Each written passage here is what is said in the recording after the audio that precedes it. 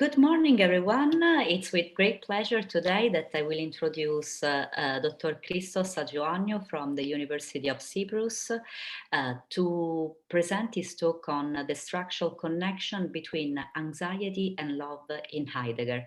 This is still within the cycle of webinars on phenomenology of bioethics that I'm organizing with the California State University. The floor is all yours. I look forward to this presentation, Christos. Thank you for being with us. Thank you very much for the invitation, first of all. And it's nice to address an international audience. The pandemic has done two things. The first thing is that we have to stay at home and we are stuck in our countries. On the other hand, thankfully we have technology to address and speak to each other and keep in touch. So today's topic is initially we said I was going to do something like a reflection on anxiety. Then I decided to do something a bit more specific. However, despite the fact that it is quite specific and might be textual, I hope it will open up an interesting conversation about the dynamic relationship between anxiety and love. That's in the context of Martin Heidegger. However, as I said, I think it will open up the discussion and relate to each other, not just to what Heidegger thought, but about the essence of anxiety and love and desire in general. So today I will talk to you about the way two emotions are connected in the philosophy of Martin Heidegger: the emotions of love and in manifestations of erotic desire, and the emotion of anxiety. Now, bear with me, I use the term emotion in a non-technical way, so just as a placeholder. Because it might, some people call it a feeling, others call it a mood. So I'll just, for the sake of simplicity, refer to it as emotion. So Heidegger is a 20th century philosopher, often called an existentialist, because of the way he conceived of and described the nature of human existence. He emphasized the role of moods, emotions, in human life. Emotions determine the way we understand the world and ourselves. So in his most famous book entitled Being and Time, written in 1927, he argues that anxiety is a fundamental mood, a fundamental emotion, which brings the human being face to face with its innermost truth. Experiencing anxiety enables the human being to understand its deep foundations of its own existence. When we experience anxiety, we come to see that our essential nature is that of finitude and temporality. We are finite creatures that are thrown into the world. We exist in time, and in fact, it is precisely the fact that we are temporal beings, namely the fact that we exist in time, that enables to have a world in the first place. So we are only able to relate to a world because we live in time, because we are temporal. So the essence of human existence is time. So by experiencing anxiety, the human being attains an insight into the structure of its own existence. Normally, in our everydayness, Heidegger says, we don't experience this type of anxiety. I'll explain in a bit how Heidegger describes anxiety. We normally don't experience anxiety because we have developed mechanisms that cover it up. For example, we have developed avoidance mechanisms that cover up the fact that we're going to die. And it is the thought of our death that causes this type of anxiety, according to Heidegger. In this presentation, I will try to show how Heidegger conceives of anxiety in the first place, that is, before he wrote the book Being and Time. I will argue that the first time he arrives at this phenomenon of anxiety He does so through analyzing the early Christian life and the way a Christian believer loves God, but especially the way the believer succumbs to secular manifestations of love, impure versions of love in the form of desires and temptations. And so, and this leads to an experience of anxiety. Heidegger takes the Christian experience to be paradigmatic in experiencing our temporal, finite nature. And what he realizes is that the way the Christian believer gradually comes to experience anxiety and thus authentically understands himself or herself is through his or her anticipation of the second coming of God and the so-called parousia, um, and his or her strive to love God and to avoid sin. Now, let me give you a bit of more context.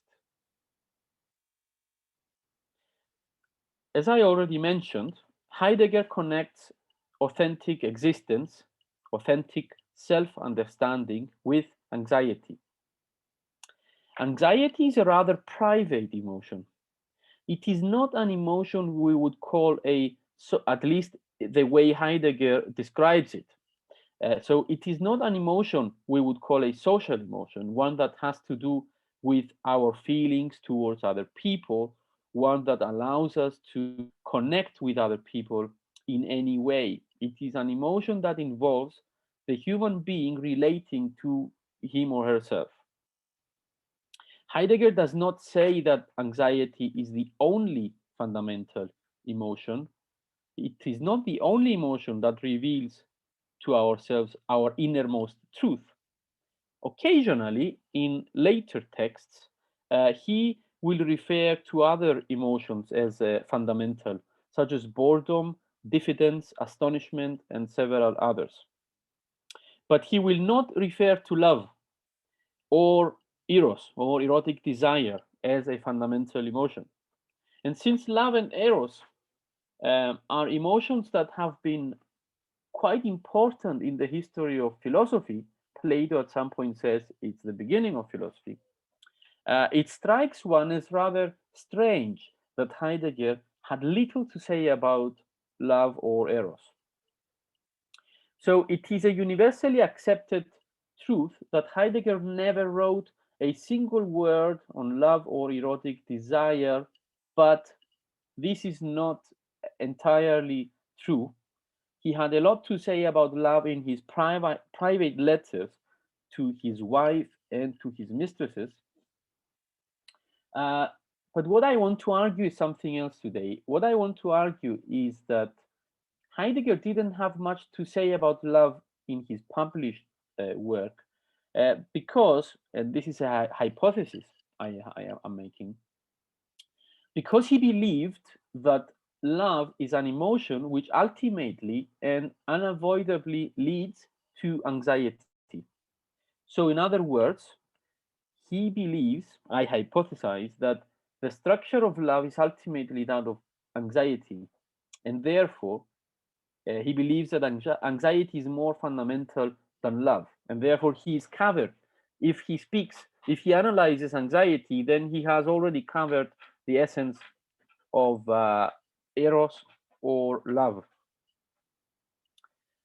In order to argue for this, I will discuss Heidegger's analysis of religious life, where he discusses St. Paul's letter to Thessalonians, as well as St. Augustine's Confessions of a Sinner.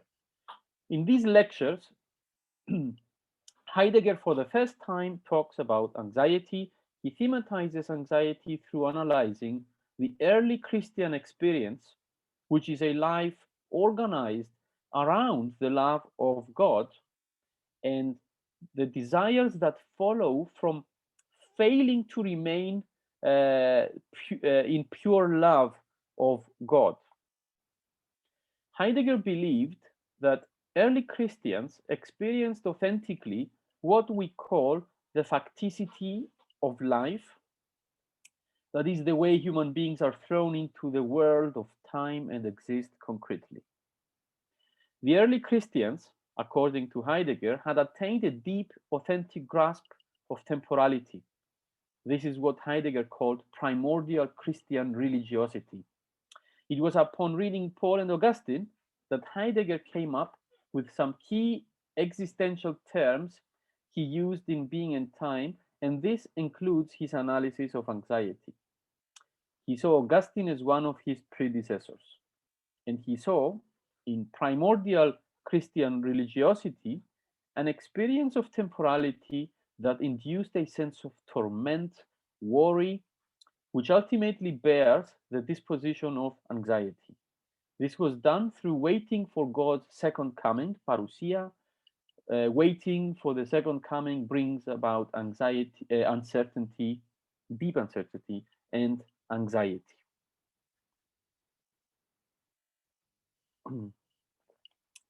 Now let's analyze a bit how he conceives of anxiety.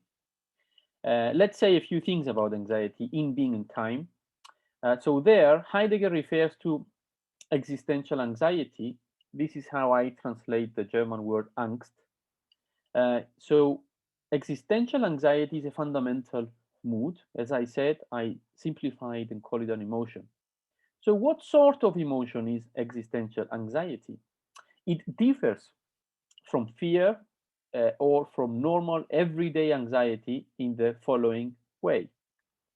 Fear and everyday anxiety have a correlative object, or they refer or they attach themselves to specific or determinate circumstances. For example, we are afraid of a snake, we are afraid of having a heart attack, we are afraid of having a car crash, we are afraid of knives, we are afraid of spiders, etc. We are anxious to meet a deadline.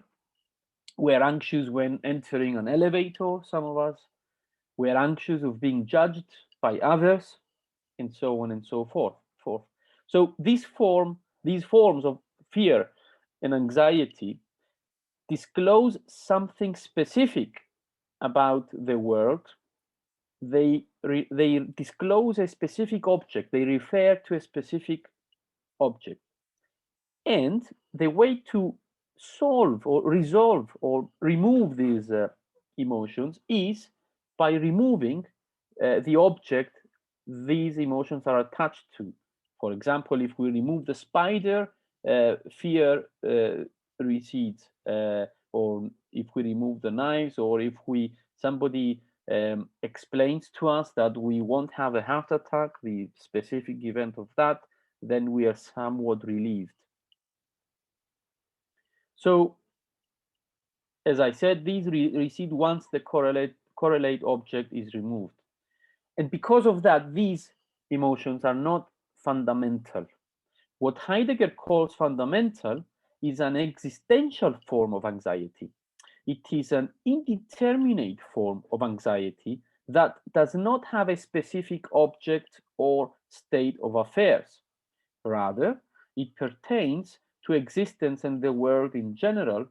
It has to do with the realization that our existence is being towards death, which causes a feeling of radical uncertainty in the face of the fact that we are finite creatures whose lives have a beginning and an end, and existential anxiety makes the entire world an uncanny and unfamiliar place. So this is a fundamental crisis, let's say, that affects the way we relate to the entire world and ourselves. So existential anxiety unsettles our sense of familiarity with the world, and this alienation with the world is what lets the world appear to us as a whole. It enables us to grasp the essence of the world. And that's going to be time, temporality. So existential anxiety makes us see the foundational structure of the world, which is time. Everything depends on time. That's what existential anxiety discloses. And time is not an object or a state of affairs. It's something deeper.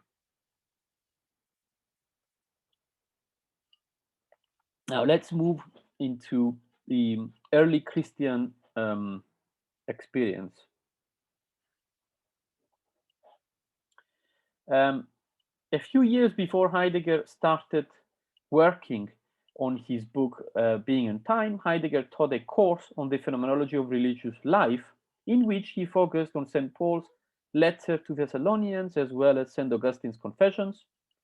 So his early lectures from 1920 on highlight this structure of worry and experience, that we are worried. This is a fundamental structure of experience.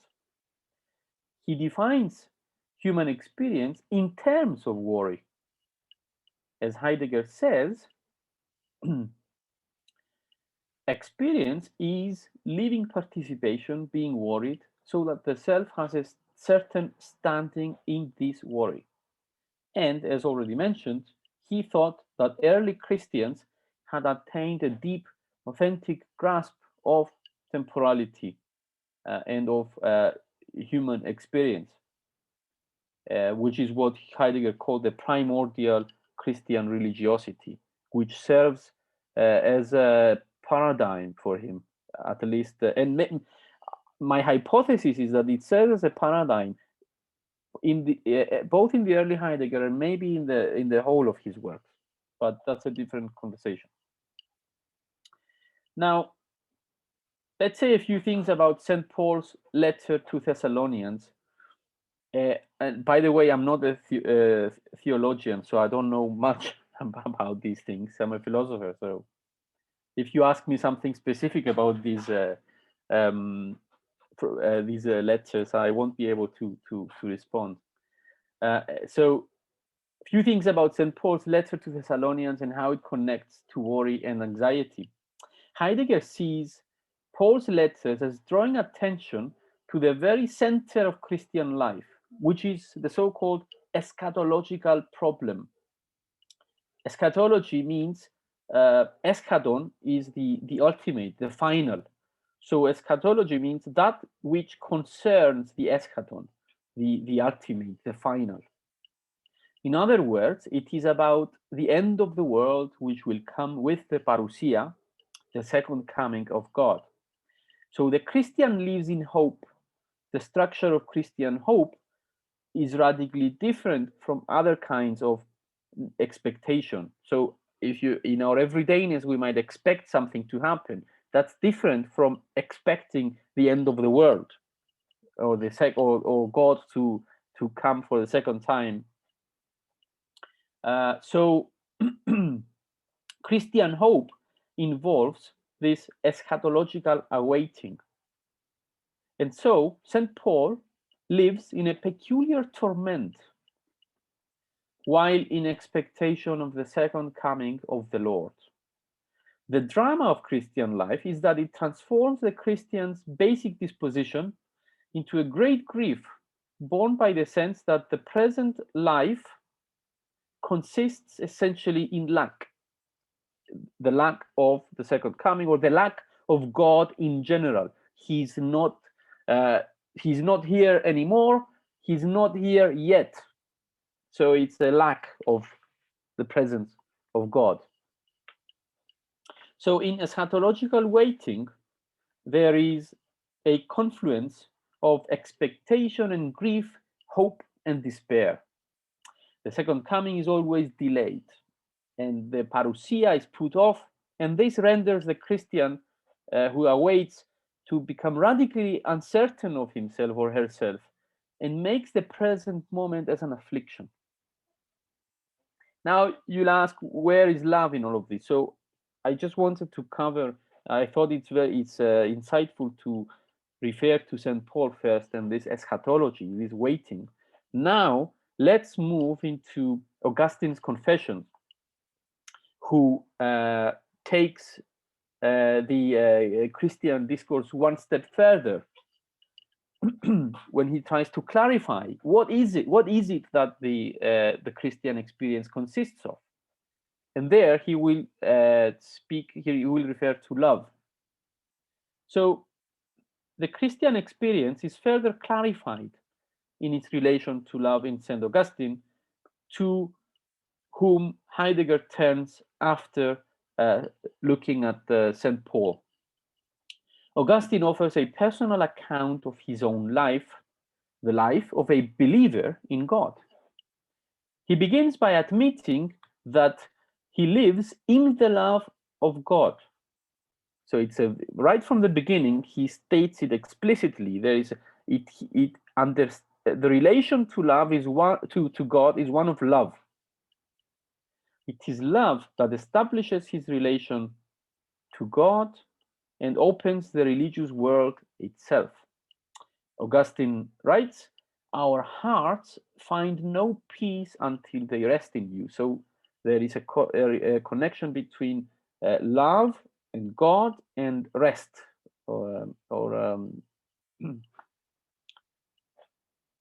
yeah. So when describing this divine love, Augustine identifies a type of fear that inheres in divine or pure love of God. He identifies chaste fear, which differs from servile fear. Servile fear is the fear of being punished by God, but this fear is driven out by perfect love. By contrast, chaste fear, which is there in the love of God, consists in desiring the good. When you begin to long for good things, chaste fear will arise in you. What is chaste fear? Not letting go of the good. To fear God lest he retreat from you.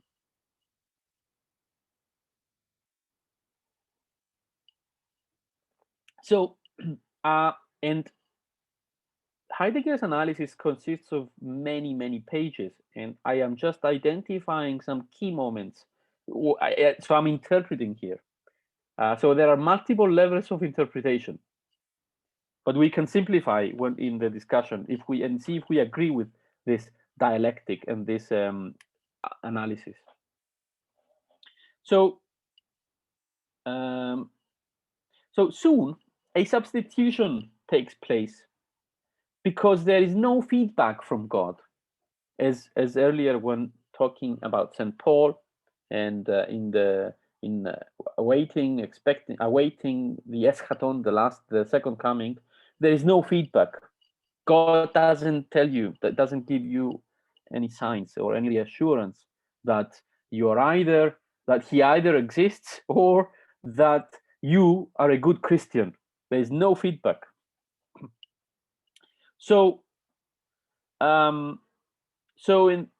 because of this, there is a substitution that takes place, and it's the substitution of divine love, in Greek it's agape, with secular love, which is eros, because the human being fears that divine love remains unfulfilled, and fears and in this there is the potential for anxiety, and therefore the believer fears the anxiety of disquiet, the anxiety of standing in vacuity, because there is no response from God. So thus, the believer turns to secular manifestations of love. But also, Augustine talks about this pull, as if he describes it in terms of gravity. We are pulled towards secular things, away from divine love to earthly desires, and the earthly manifestations of love, which would be all sorts of desires. Sexual desires are very prominent in his analysis. So things are not as straightforward as they seem, right? When Augustine begins by saying, my existence as a believer is in a relation of love with God, then things quickly become more complicated. So Augustine talks about how his love of God quickly becomes directed to the secular world, and what was pure love now becomes secular temptations and desires. And here is a quote from St. Augustine.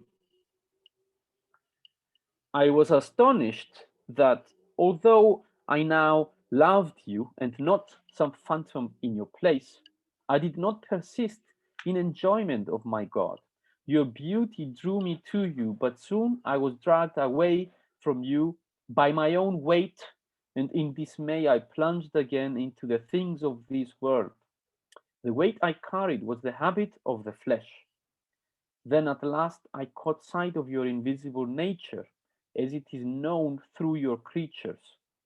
But I had no strength to fix my gaze upon them. In my weakness I recoiled and fell back into my old ways, carrying with me nothing but the memory of something that I loved and longed for, as though I had sensed the fragrance of the fair, but was not yet able to eat it.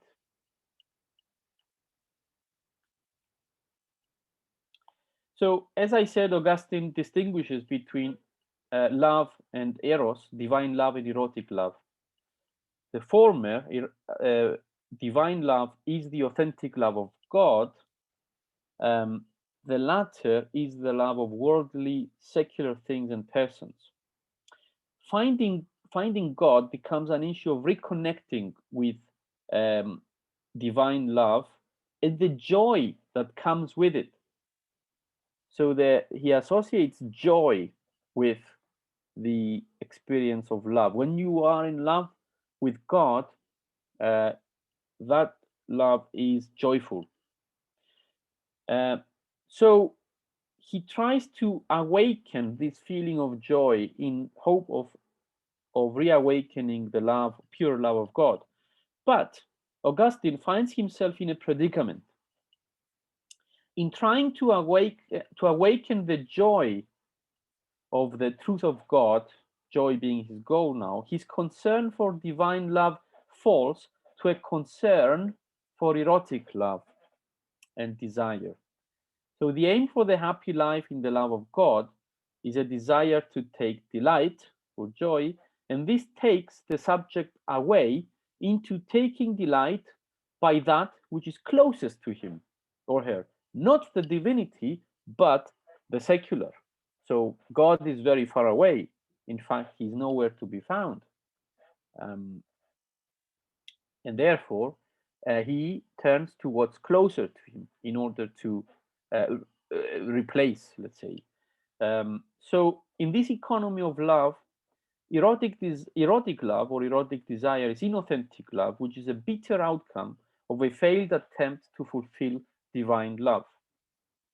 Now, Augustine identifies three forms of temptation: desire of the flesh, desire of the eye, and secular ambition. Now, I will skip the first two temptations or desires, and we'll analyze the most important one for the purposes of my presentation, which is secular ambition.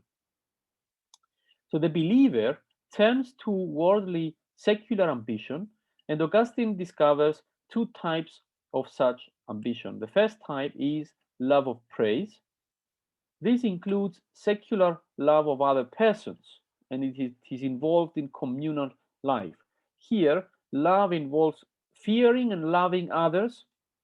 The human being gives up joy in God's truth and places it in the deceitfulness of human beings and is held in validation of them, depends on their opinion.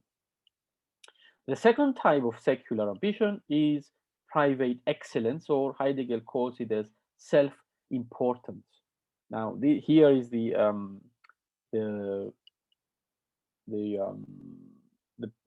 essential part of my argument. Here, God himself is not taken to be decisively important anymore. What is more pleasing has become different. There is a shift away from there's a shift away from the direction towards the highest good, summum bonum, which is God. In this kind of temptation, there is the possibility of a fall, which is such that the self becomes vain and dissipates into the void and into the nothingness, validating oneself to oneself. So one validates his own self. One reassures himself that you're doing well, you are right. So you attribute truth to your own statements or beliefs. So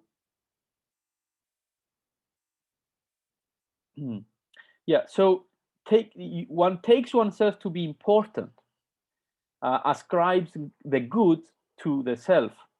All the joy and delight is directed towards the self-world. Self-importance involves a gradual deepening of the fall from love of God to the lower forms of love and desire, which ultimately the fall leads one to love him or herself. So there is an inversion of the direction of love from God towards the self. There are 4 types of self-importance. I will name them quickly. One takes as important what one has done. One is conceited. One takes his own good or her as if they were created by him or her, as if genuine good belongs to the self and has been given from the self to the self. The third one is as if the goods have been given to oneself for one's merits. So you take yourself to deserve all the good in the world. And the good is ascribed to the self. And the self is elevated to the point of being worthy of the gift. Now, this is important because the gift is something that is given by God to human creatures. In this place, there is a replacement of the role of God. So the good is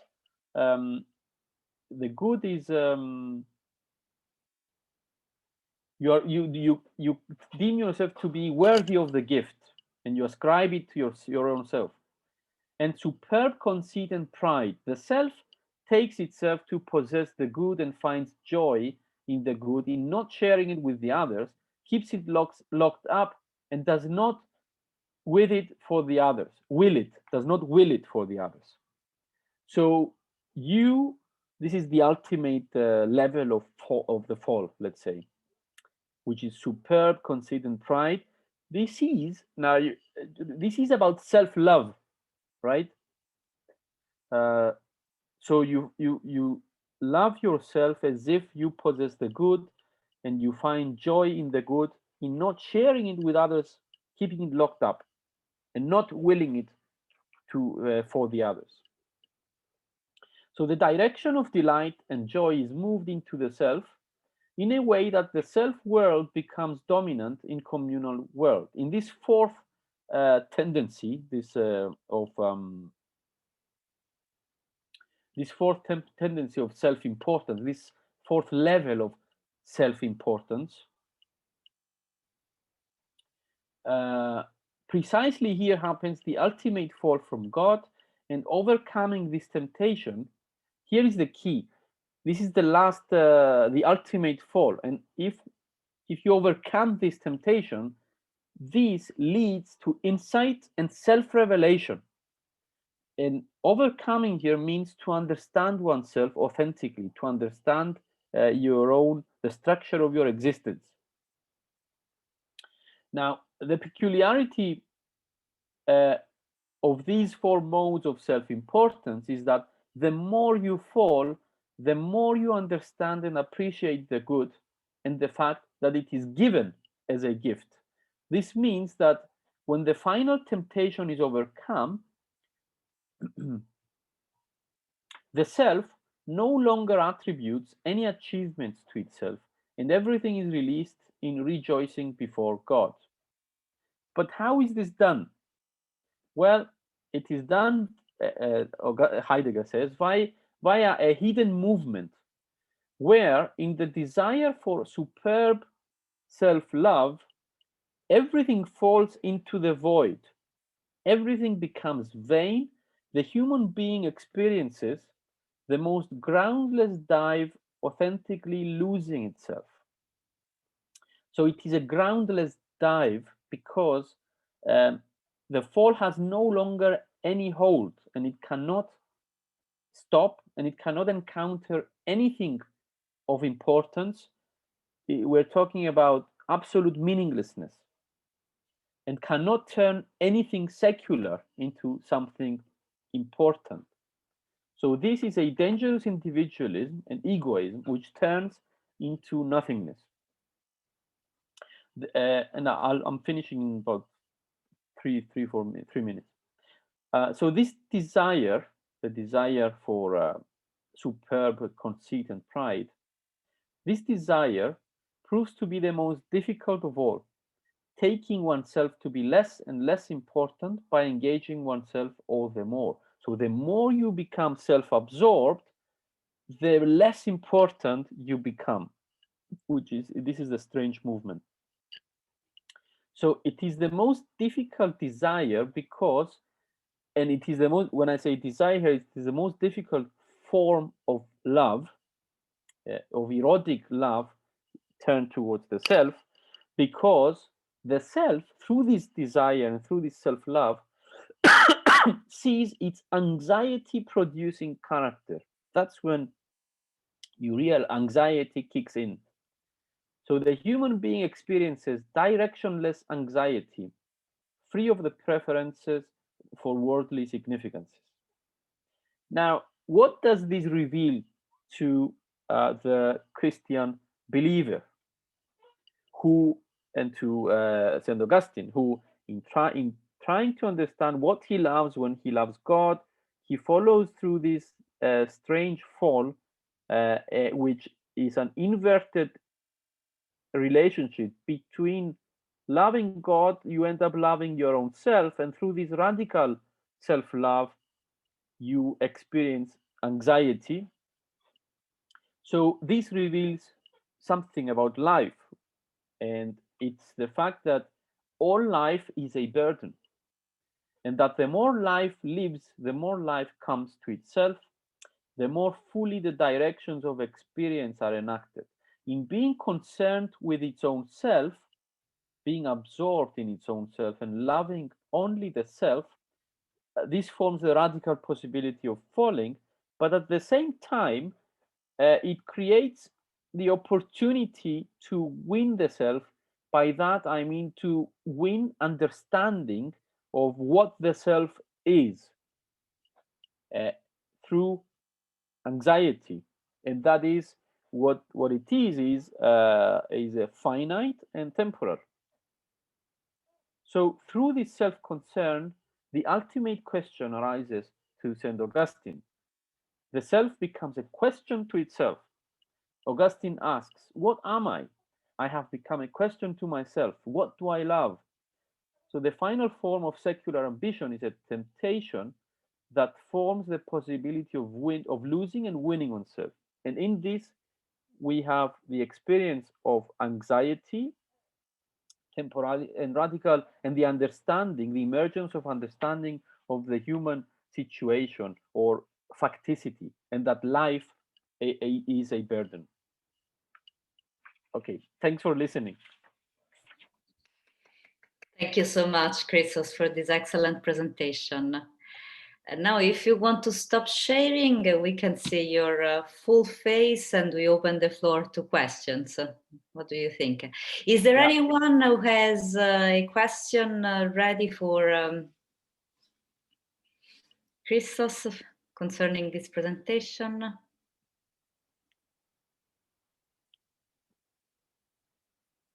Well, one question is what I wonder, and do interrupt me if you have a question, by the way. I'm just, talking. Is the question is whether Heidegger has a fair, healthy understanding of love or eros. It seems to me that he borrows it entirely from the Christian discourse and he keeps it. He doesn't try to articulate or re-articulate any sort of, let's say, more, I would call healthy or balanced versions of desire or love. So basically, he takes the form of love. You think that he takes a form of eros that is a secular desire, and agape, which is the divine desire, and articulates his idea of anxiety completely in this Agostinian structure. Yeah, I mean, I am reconstructing now Yeah. the connection, Uh-huh. heavily reconstructing, but it is a fact that the first time he refers to anxiety is in these texts. It's true, and in the context of analyzing um, Augustine, Mm-hmm. and but also Paul, and he picks on those moments when there are references about anything that refers to anxiety or insecurity or uncertainty. And I think he's right that, I mean, I was raised in a Christian Ah. culture, Mm-hmm. so I can relate to all these emotions. And indeed, there is something right about seeing radical anxiety, let's say, in Christ in early Christian experience, where basically you don't have any, or you don't think you have feedback from God or any reassurance. So it's a private, um, personal relationship, let's say, to God, and but in His absence. So it's a big problem, Christos. I mean, if we are anxious, I mean, if we are strongly religious, we have a higher chance to live a life in anxiety. Yeah.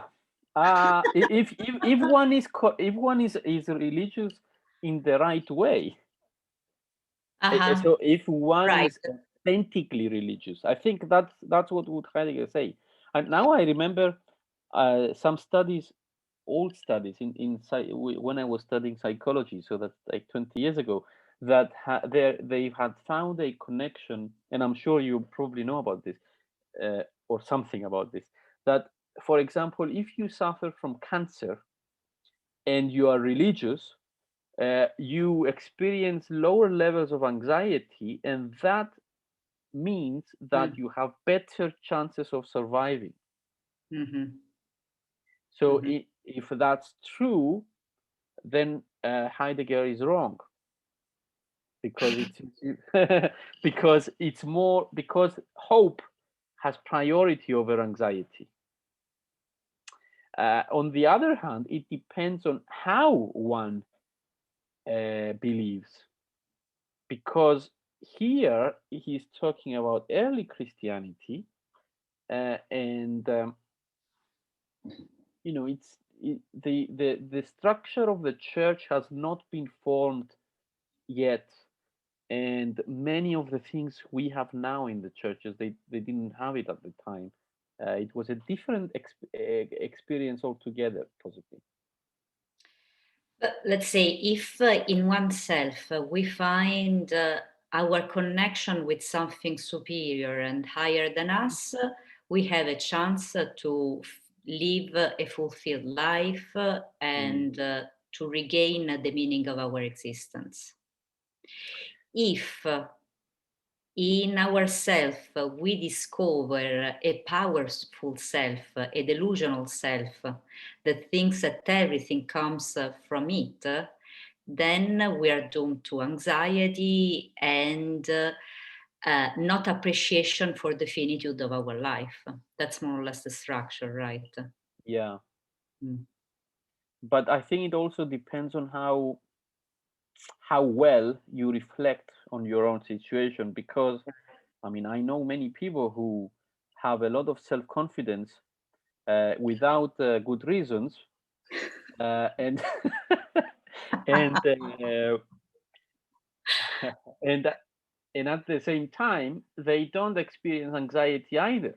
So Eh, it's probably eh, because they, I mean, Heidegger would say probably, or St. Augustine would say that it's probably because they haven't reflected properly on their situation. right. It's very complex here It's because very anxiety, complex, yes. yeah, anxiety has both a positive side, which is putting yourself in contact with your own existence and letting you discover who you are. Uh, but there is a slight negative anxiety from an existential point of view because it's okay, you are missing the time of your present because it's you are anxious because your present is lacking of what is coming next, and that does not uh, improve our self-reflection, does it? Hmm. No, I don't think so.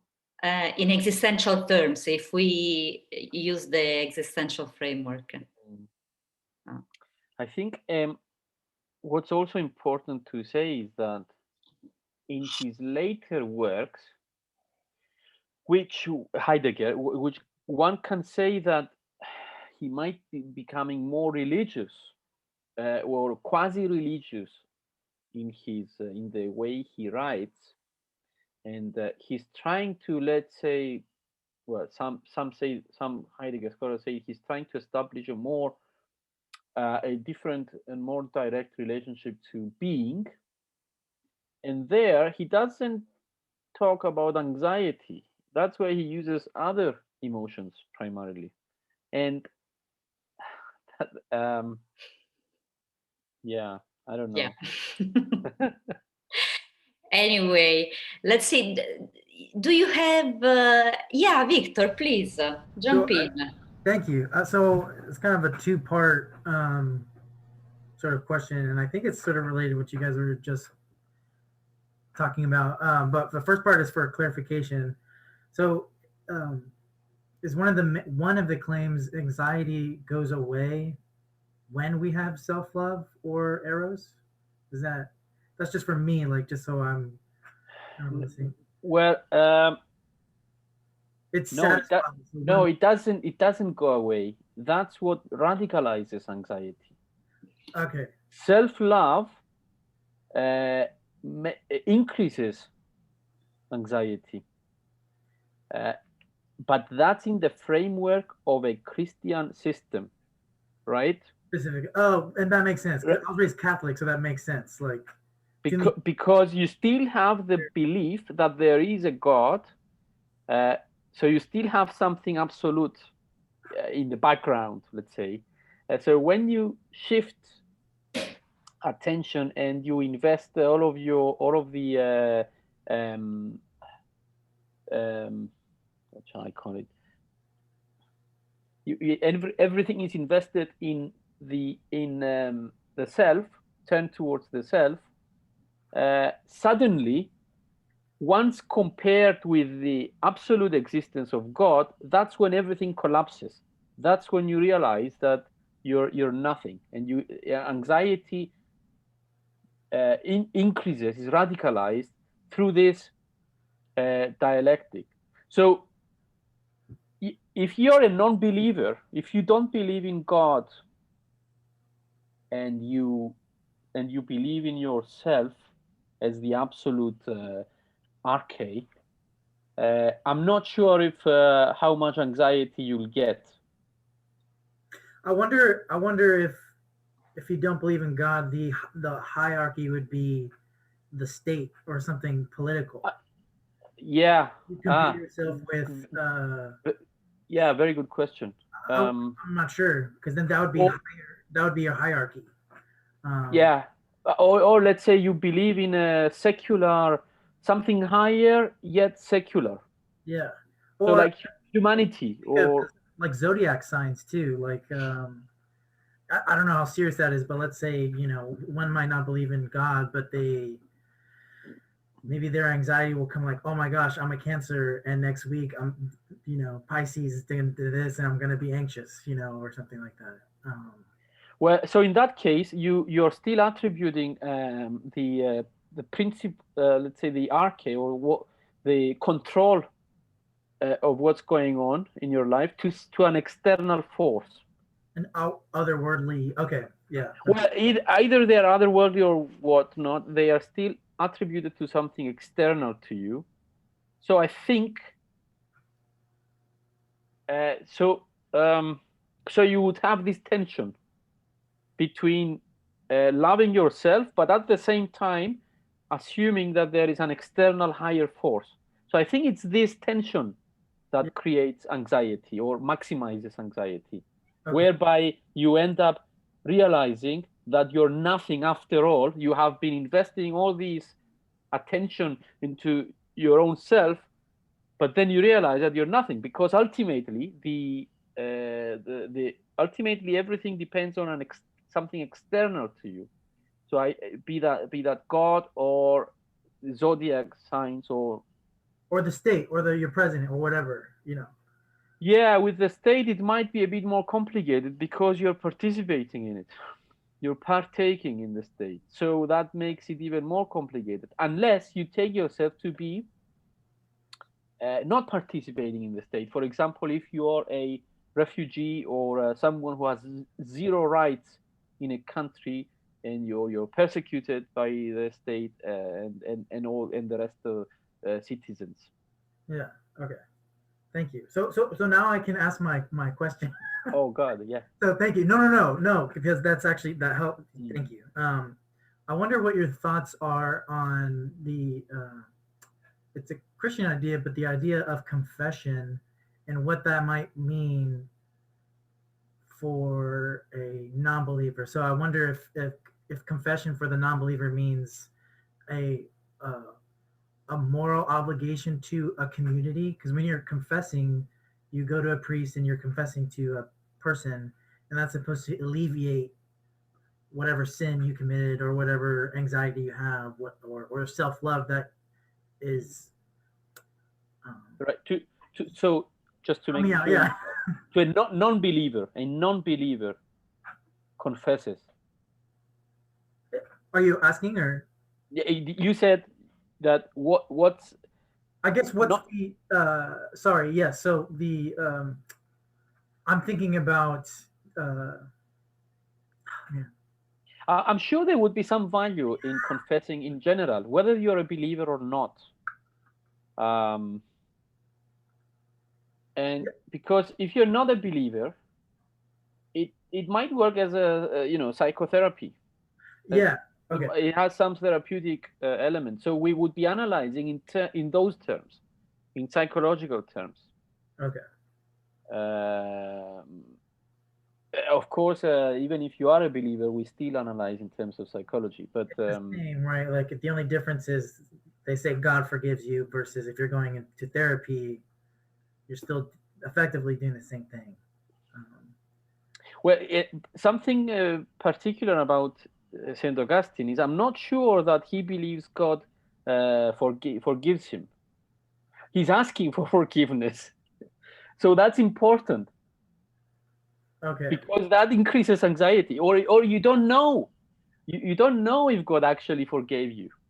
Yeah, let's say because in the Christian idea is when you do penance, you say 500. It's some arbitrary thing to do to forgive your sins, whereas you don't get that in a therapy. You just share your, there's no homework to do.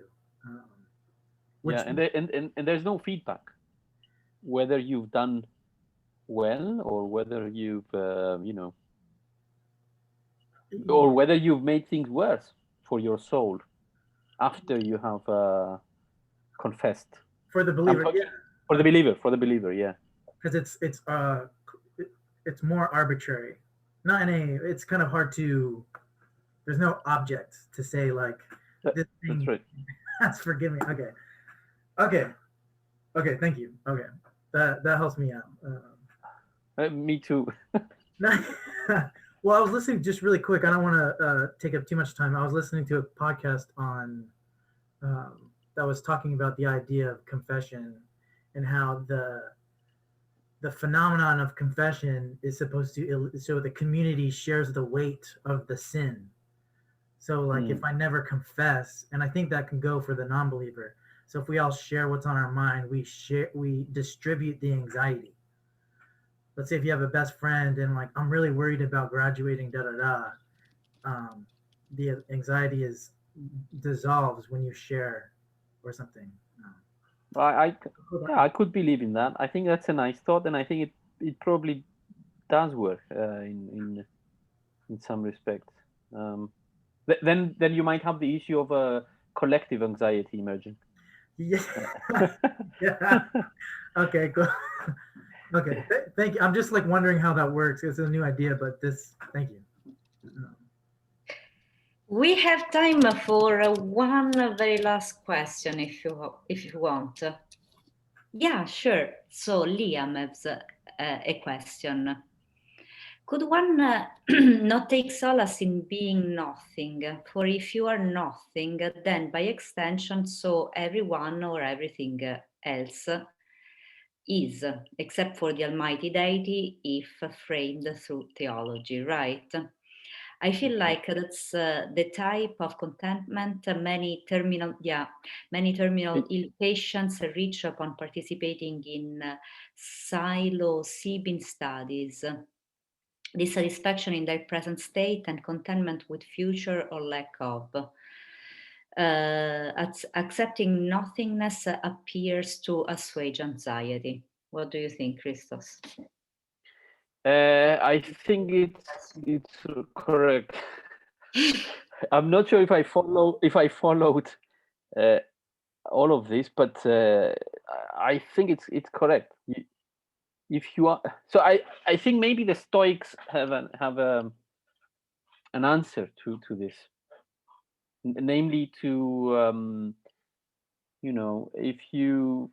if you resolve your issues, if you are not afraid of death anymore, if you find a way to rationalize it and accept your nothingness, then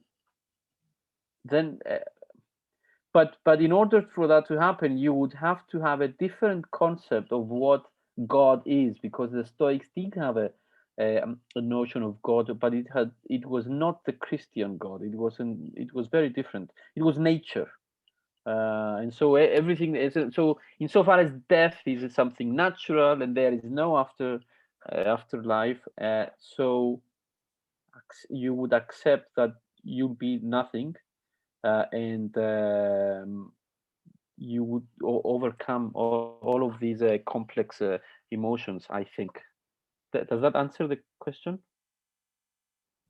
Yeah, it does pretty well. I just wasn't sure how this kind of fit within the whole concept of the Heidegger type of anxiety, just because as you mentioned, you were discussing how terminally ill patients in theory should probably feel more anxiety, right? But well, in accordance with this model, unless I'm mistaken. Yeah. But typically, according to like studies that have been done, a lot of these people, in kind of accepting the futility, so to speak, of the remainder of their life and the nothingness that is really encompassing them, they seem to find a lot of contentment and peace in that, and even happiness. So I just wasn't sure how that kind of fits in with this model. Yeah.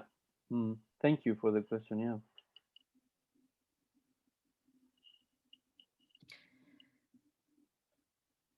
There's one more short question. So Kimberly asks, the more we generally love, the more anxiety we feel in life. The more we love other people. I think it is true that anxiety is embedded in love, because if you love somebody, you are afraid that something bad will happen to them.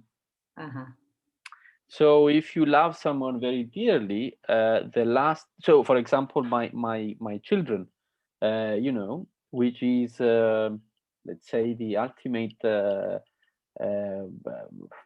form of love and strength. So I am very anxious in thinking that something bad will happen to them, it would mean to me that the world would be destroyed. Now, but on the other hand, I think, again, I will probably refer to the Stoics. You could also have a Stoic approach. Yeah, but the Stoics wouldn't, they would try to suppress love in the first place. So, yeah. So anyway, I think it's true to see that love and anxiety are interconnected. It's very difficult for me to imagine any version of love that wouldn't have anxiety in it. But I'm not sure that Heidegger is entirely right about everything. But I can keep this connection with anxiety, a minimum connection at least. Yeah, I can see that. I mean, after all, Psyche and Cupido, right? Both love and anxiety tells you something extremely true about your psyche, about your existence, about your being. Wow. Ay, ay, ay. What a day, what a way to begin the day, to discuss this And I'm ending my day here. Yeah, it's slightly better. Yeah. But I think you're right. Yeah, anxiety and love, I can see this deep connection. Thank you, Kimberly, for this good question. All right, and thank you, Christos, for this excellent presentation. It was very informative and thought-provoking, and I will keep thinking about it. I will try to digest it because it was really rich. So, thank you very much. Yeah, thank you for being here today. And yeah, thank you all for joining us and reflecting together on the interconnection between anxiety and love.